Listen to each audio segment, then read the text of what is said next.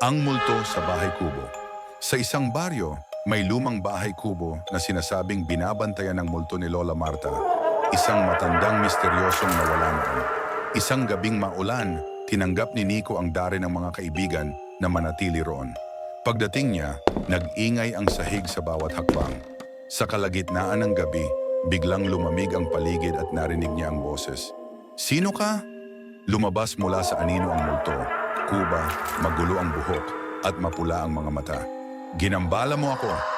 Pasensya po," nanginginig na sabi ni Nico. "Hindi kita titigilan maliban na lang kung maibabalik mo ang tamang lasa ng sinigang ko." Nagulat si Nico. "Ha? Sinigang po?" "Oo." Nakuha ni Nico ang mga sangkap at sinimulang magluto. Habang kumukulo ang sabaw, ngumiti ang multo.